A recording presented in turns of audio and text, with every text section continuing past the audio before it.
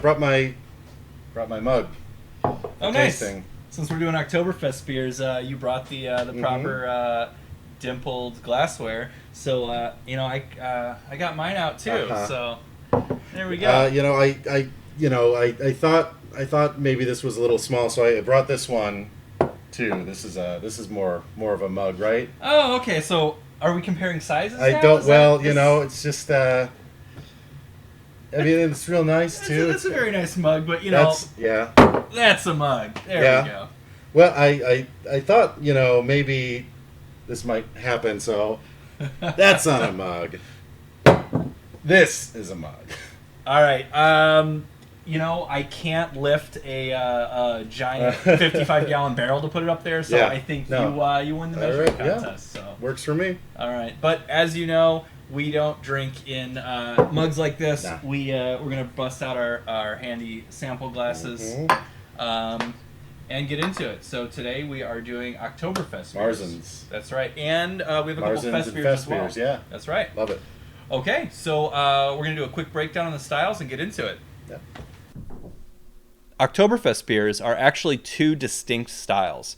Oktoberfest is a German beer fest that has been going on annually for over 200 years in Germany. Most people think of the Marzen beer style when they think of Oktoberfest beer. Amber German lager, perfect for fall drinking. However, in the 90s, German brewers introduced a paler style to the festival in Munich, a Festbier, which is lighter and a little easier to drink by the liter.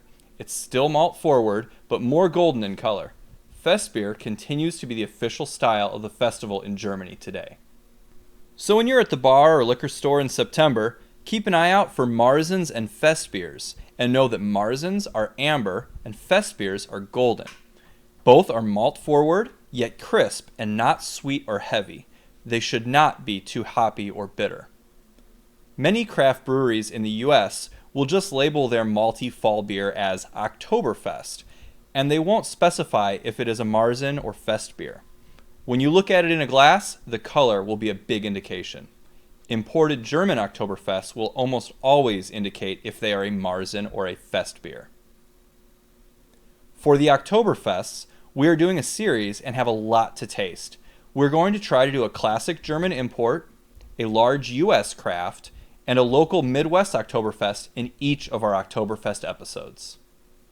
So we've got our tasting glasses. What's on the menu today? What does our flight look like? All right, our flight, what we have for today is we have Sierra Nevada Oktoberfest. We have a Hofbrau Oktoberfestbier, and that's going to be our traditional German imported example. We have Phase 3 Oktoberfest, and Phase 3 is a small craft brewery out of Lake Zurich, Illinois. All right.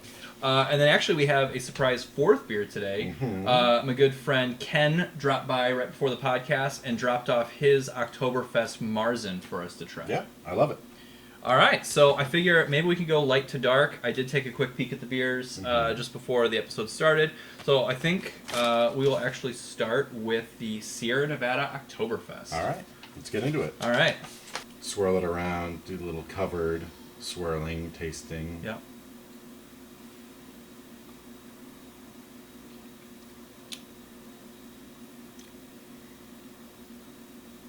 I'm going to go with Fest beer for this one. All right, right you are. Hey, and first try. I think the biggest way you can tell the difference between a Fest beer and a Marzen is that a Marzen will almost always have a nice deep red or orange type hue. Okay. It really looks like the quintessential fall beer. Sure. And then Fest beers are definitely more of a pale golden light lager sort of look. Mm-hmm. Yeah. Now they're both going to have pretty similar profiles. Yeah. Where a good Fest beer will be a little bit lighter bodied, won't have as much of that toasty flavor, but it should still be very malt forward and have a lot of good sort of the continental German malt quality to it, which tends to be more bready, grainy, a little bit of like bread crust or toast. Mm-hmm. Yeah, I can get that. It's when you say it. I think it's part of demystifying the palate is to sort of be like, this is what this is, the malty, the bready. It's like I can now it's like almost like painting in my mind. Like okay, that's what it is. That makes sense. That's what that is. So. Yeah. So much of beer tasting, as you know, is really developing your palate and developing your vocabulary, putting words to the flavors and the aromas and the sensations that you're feeling. How to like express that. So the more you can taste and share with other people, as we try to do on this channel, is I think that just helps to build the palate and build a deeper appreciation of beers. All right, so now that we've finished our samples, we've both been jotting down some notes. What were your overall impressions of the Sierra Nevada Oktoberfest? Generally, I enjoyed it. Hoppier beers really kind of aren't my thing, so to speak. So for me, it loses points there. I'm not sure. So you've got your big official BJCP score sheet here. So I've got some rudimentary notes. It's like you said, hoppy, bready, malty. It's got that. So that's what I have. But now you've got the score sheet here. So a little more in depth. Yeah, as far as the score sheet goes, and as you know, when judging officially for contests and things like state fairs, homebrew competitions, things like that, beers are always judged strictly to the style. And I think that's what is really nice, that you aren't necessarily judging to the style, you're just describing what you're tasting and can really just evaluate a beer on its own merit. Sure. Where my approach is definitely more the BJCP approach, just how does it shake up to exactly the guidelines in the BJCP. So for Aroma, I definitely thought it had some nice clean malt character. It was pretty hoppy, definitely had some spicy, peppery hop aroma. So it's not hoppy like a citrusy or like a piney, but a lot of like a white pepper, a very spicy hop aroma. I gave it an 8 out of 12. I thought it was all right, but probably a little too hop forward, which is why I dinged it a little bit. Appearance, 3 out of 3. I'm just brilliantly clear. It was right in that nice gold Gorgeous. color. Flavor. All right, so for flavor, it was a spicy hop flavor, mild malt, a little bit more mild probably for the classic examples of the style. But the malt flavor that it did have was right in line with what it should. It was grainy, lightly toasted bread, a really good, rich malt flavor, just not quite as much. The hops were really more in the spotlight for this beer. So I gave it a 12 out of 20 for flavor. Okay. A lot of people will see malty beers and just automatically think, oh, it's a sweet beer. But you can have maltiness in a beer and still have it finished fairly dry. Sure. And I feel like the most traditional German examples of the style do that. And this one, it was malty, but it still had some of that sweetness too. Sure. So, so for the mouthfeel, 4 out of 5, still pretty good, but it finished probably a little heavier than it should have. Yeah. And then overall, I gave it a 6. I thought it was a pretty cool U.S. interpretation on an imported style, but again, judging it to the guidelines, it was just a little too hoppy. It didn't quite have some of that attenuated sweetness. It's got that Sierra Nevada feel. Exactly. It's sort of, it's like you said, it's what they're known for. They kind of do these hoppier beers just in general. Right. Yeah, and I think they did. It's a really nice example of sort of a U.S. interpretation. Putting their own spin on an Oktoberfest, and that's kind of where I landed on it. So. Yeah. What did you think? Would you order it at a bar? I would. I think for me, I would order one and then maybe move on. Okay. I think that's kind of where I landed on that. Okay. Well, we have 3 more to try. So let's let's try it out. All right. So pretty much right away from this, it's quite a distinctively, I would say, different color. This is like a yellow compared to the other one. Yeah, this is a lighter in color for sure. Yeah. And definitely more in line with what the best examples of Festbier should be. Sure. So what are you getting from the aroma? So I'm trying to put into words quite what I'm smelling, and I think that's part of the hard part about beer judging and developing your palate in general, is understanding just what you're what you're smelling. I'm sure if I were a little bit more versatile in the kitchen, I could probably tell you, oh, it's got notes of this or that. You know, it is. I feel like I'm getting a little bit of spiciness. Am I way off? You're definitely picking up some spiciness, and that's going to come from the noble hops. Okay. So, noble hops are kind of the old world hops. They typically have spicy, a little bit of herbal, a little bit of floral characteristics, as opposed to new world hops that are more dank. You can have piney. There's a lot of citrus hops that are very, very popular. Yeah. The more American New Zealand style hops, where these old world hops, definitely, you nailed it right in the head. Definitely spicy, a little bit of herbal. Interesting. It's interesting you comment on the hops first, because I'm getting a little bit more of the hops as well, as opposed to the malt, at least in the aroma. Well, yeah. In terms of aroma, I'm not getting much malt in there at all. And I mean, I'm sure it's all commingling, as is wont to do in a beer. Well, but yeah, this malt is, you can tell by the color, it's not going to have a deep, like a rich, like a roasty or a caramely, real rich malt sweetness. Mm-hmm. The malt that's there is very delicate. Yeah. And it's definitely more doughy and grainy. I liked it. That spiciness, it's an interesting taste. To have kind of a spice, but you'd think for a German beer, it's autumn time.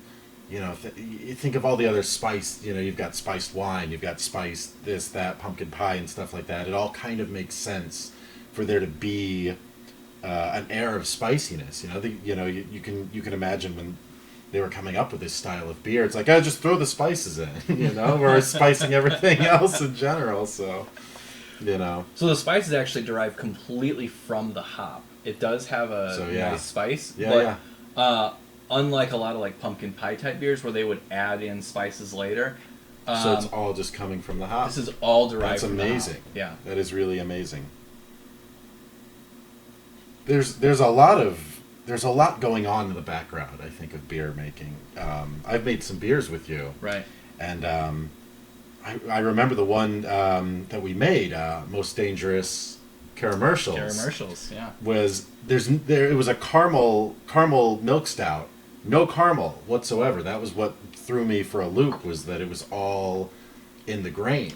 Right. And so to hear like, oh, there's actually no spice, it's just from this one particular type of hop. That's amazing to me.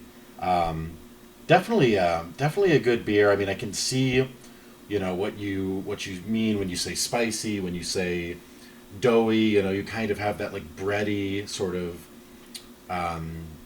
aftertaste. Like if you're tasting your own breath, for lack of a better term, it's like, okay, yes, this feels like I've eaten a slice of bread. Mm-hmm. Mm-hmm. So I can definitely see what you mean by that.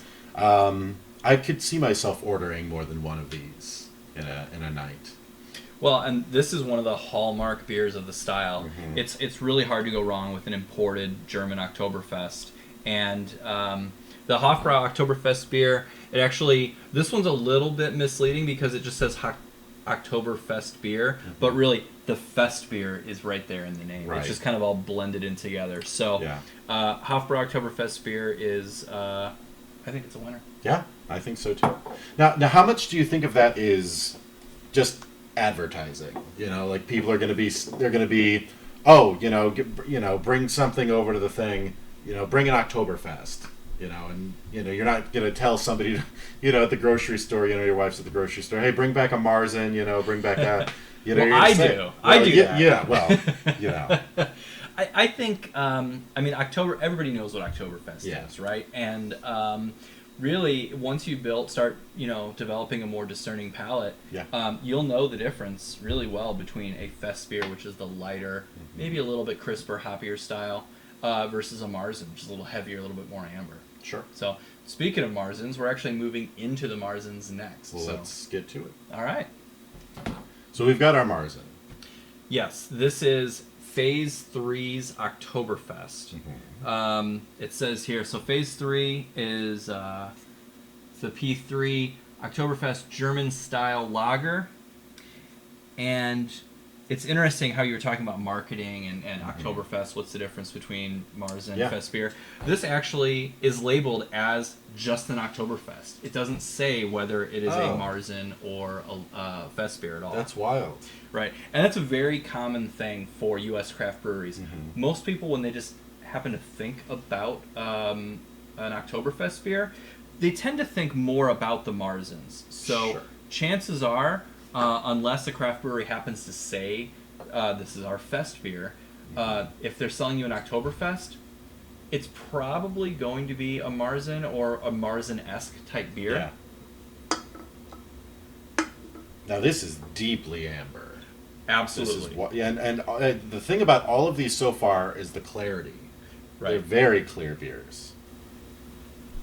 So, you know, a lot of craft beers are ales, and a lot of craft beers are a little bit more highly hopped. This is a malty style, and it's also a lager. And when you brew a lager, there's a significant cold aging period that's actually called the lagering phase. Right. Not only does that condition the beer, but it also has all of the particulates, the things that cause haze, to drop out of the beer. It'll settle out and then get that crystal clear quality. Yeah, that is amazing. No, it's a Marzen. Right. So how long does the lagering usually take? That's actually a fantastic question. Yeah. So Marzen actually means March in German. Yes. So the traditional Germans would brew a Marzen in March, and then it wouldn't serve it until September-October periods. Yeah. Okay. So for this example, it'd be several months. Now, modern craft breweries, you can really lager in just a few weeks, just with modern technology and equipment and temperature controlling.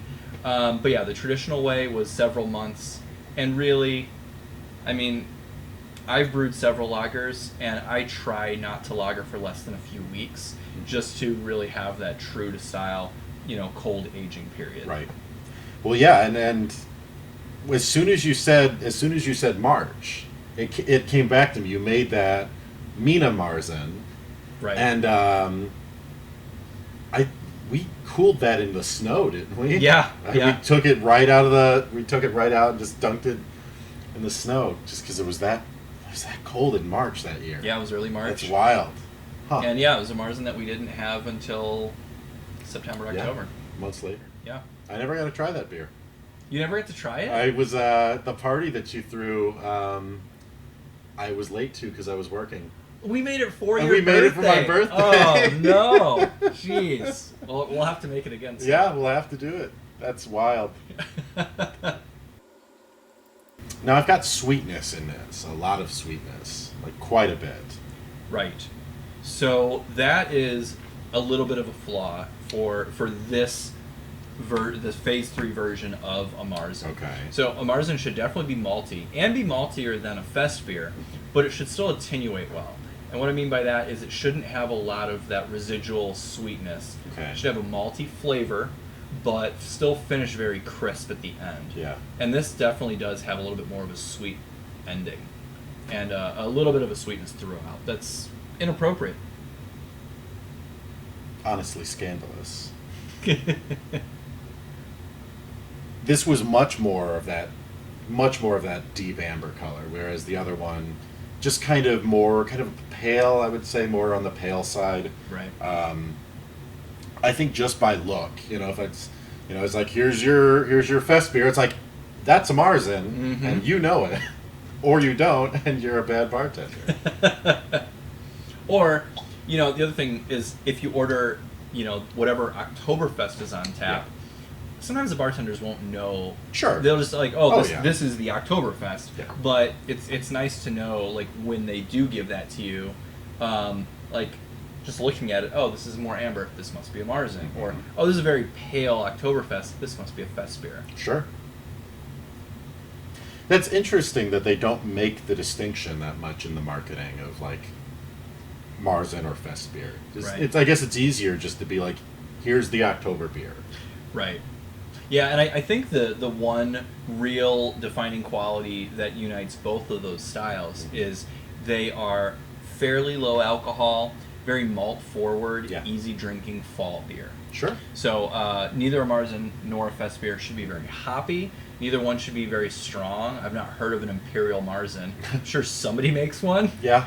Sure. But yeah, they're supposed to be drunk outside at fall festivals. So think of the quintessential flavors and type of beer that you'd want to have of that. Yeah. You're going to land pretty close to a Festbier or a Marzen.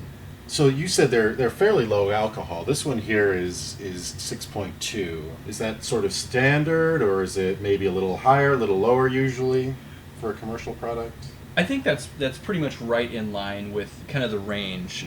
So the Hofbrau is 6.3 by volume. Okay. And the Sierra Nevada is a 6.0. Yeah. So you're going to look right in that like low sixes range, maybe upper fives for the style guidelines, 5.8 to 6.3. Okay. So because of the color and the maltiness, it might feel like a Marzen could be a heavier beer.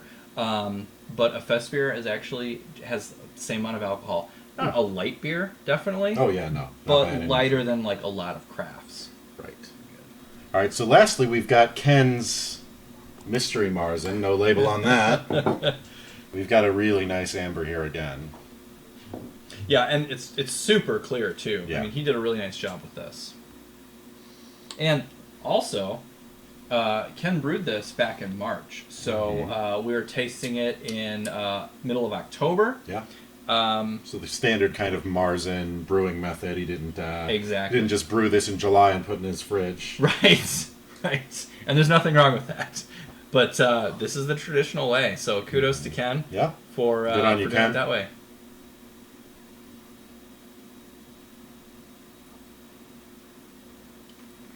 Now Ken's, I'm finding, is very very malty. It's not very hoppy at all. It's extremely malty. Yeah. In a lot of ways, it's more traditional than some of the other examples that we've had. Yeah. Yeah, I'm not getting much hoppiness at all. Which is not, for me, not a problem. Yeah. Now, did you subject him to your BJCP score sheet? I sure did. Well, let's see what you've got written here. All right. So, for Ken's Marzen homebrew, I gave him an 11 out of 12 for Aroma. Yeah. Medium high malt, good crusty bread with light toast, but it didn't have any of the caramel or artificial malt flavors. It was very clean, and it had a low, noble, spicy herbal hop note. Okay. For appearance, perfect marks, 3 out of 3. This beer looks great. Yeah. Love the clarity. For flavor, I thought it had a nicely toasted white bread is the main flavor that I got. Mm-hmm. It was clean with no off flavors or inappropriate sweetness. It was malty, but it wasn't sweet. It was very well attenuated. And then I thought it had just enough hops to balance. Very low noble hop flavor, but they were just enough to balance the beer out. Yeah. I feel like sometimes, like, trying to get the sweetness in the beer, I mean, I guess it depends on who you are, but it can be overpowering. I mean, this is not overpowering. Right. It's got an appropriate sweetness. You know, you're not drinking like a creme brulee beer or anything like that. That's my next. Okay, so maybe I should do a creme brulee Marzen next year. Ooh. That'll play really well with the extremely pretentious Germans. I should do that and then send it into a homebrew contest and then just read my results and Please stop making beer. Never make beer again. You hack. So actually, I scored this beer an 18 out of 20 for flavor. I thought there was very little he could do to improve this, flavor-wise. Mouthfeel is where I dinged him just a little bit. I thought it was maybe just a touch undercarbonated. Well, and even in pouring the glasses, there was not much head at all. Right. Which I immediately noticed. Even the untrained eye noticing there was not much head. But but that's kind of something that just maybe happens in homebrew. I mean, when you have a commercial product, you've got brewers who have been doing this for X amount of years, decades even. You've got the equipment that you need. Ken's a home brewer. I know him. He doesn't have giant refrigeration. He's not making 600 gallons at a time for mass marketing. He's bottling it himself, in his home. That's right. And he's got a good setup, but he's not let's say a professional. Yeah. He's not making a consumer product. He's a hobbyist, making a product for him and his people to enjoy. And so, did he miss the carbonation? Maybe, yeah. But it's interesting. It's interesting how the sheer divergence of a commercial product and a home brewer. So I'm glad we had something to compare the heavy hitters to. It was a really great mix, wasn't it? From the large Yeah. U.S. craft to a local Midwestern to an actual imported one, and then even a homebrew. Yeah. So I think it was a good, robust, really diverse blend of good beers. lineup. Yeah, and all under they're all Oktoberfest All beers, Oktoberfest, right? Yeah, all under that banner. That's right. All right, so we finished our flight. We've talked individually about the different beers. What do you think? How do you think they stood up to each other? So it's interesting because they all fall under the Oktoberfest category, but you've got two. It feels like you've got two almost distinctly different styles. I mean, you've got Pokemon Sword and you got Pokemon Shield. It's our two Festbiers and then our two Marzens. How do you reconcile those two sort of pairings in that category? I mean, obviously under the BJCP they fall under different styles, Right. So they would just be scored completely separately. Am I right? So yeah, it's really a Venn diagram. So if you picture, the middle, the crossover part of the Venn diagram is Oktoberfest beers, right? Yeah. There's going to be a significant overlap there. Sure. But really, Marzens are the more amber, a little bit more malty, and the impression of a heavier beer, where a Fest beer is going to be lighter, a little bit easier to drink in quality. Sure. Or in quantity, I should say. Yeah. But really, the overlap is huge, and that's why I think it's okay that they're branded as just Oktoberfest in a lot of cases. No, it's not bad at all. It's a good explanation for it. In sheer terms of drinking and preference, I loved the Marzens. I think the Marzens were where it's at. That's kind of my speed anyway. The Fest beers, I'm not dinging them that much at all. I mean, I'm pretty much, on a 4-3-2-1 scale. I think I like the Sierra Nevada the least. The other Fest beer that we did, Hofbrau. a Hofbrau. That's probably a 3. And then the two Marzens, Ken did a really great job. I mean, I feel like you scored them appropriately. I think I'm in Camp Ken right now with number 1. I think he did a good job, and I'm not just saying that because he knows where I live. So that's interesting. You're really talking about it more from your preference of flavor. You seem to like the maltier Marzens more than the Fest. I'm coming at it from my personal perspective. I mean, you're the beer judge. Yeah. You know how everything would be scored on a technical aspect. But yeah, I mean, coming from just one man's experience, my own personal palate, I like those those maltier flavors. I think I gravitate more towards that. All right, so next time you go looking for a good malty fall beer, you're not going to order Oktoberfest. I'm not going to order. Yeah. You're going to order. I'm going to order a Marzen. There you go. Give me a Marzen. All right. What's your Oktoberfest? It's like, oh, we got this. It's like, it's a Fest beer. You gotta do better than that. You can't fool me. Give me let me see a taster of it first. There you go. Yeah. Okay. Yeah. Well, don't knock them until you've tried them. and Oh, yeah. we have a lot more Oktoberfest beers, Got a lot of both beers. Marzens and Festbiers to get into, and future episodes, in some other episodes. As far as me, I really can't knock the import. The Hofbrau Festbier to me is pretty much the gold standard Sure. for this flight anyway. It's going to be pretty hard to knock down a German import beer in a style that is specifically a German imported style. Yeah. No, that makes sense to me. So if you're a Festbier fan or a Marzen fan, we're all Oktoberfest fans. Oh yeah, no, Oktoberfest is good beer.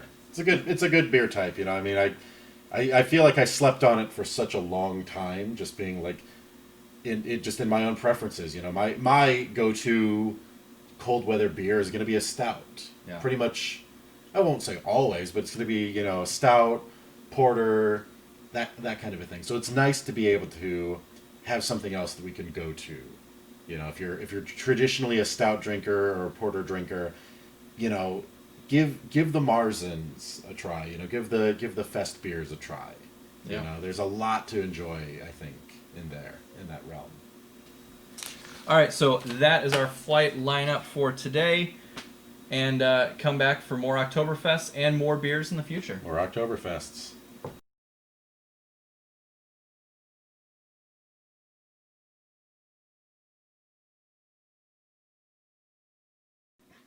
Prost!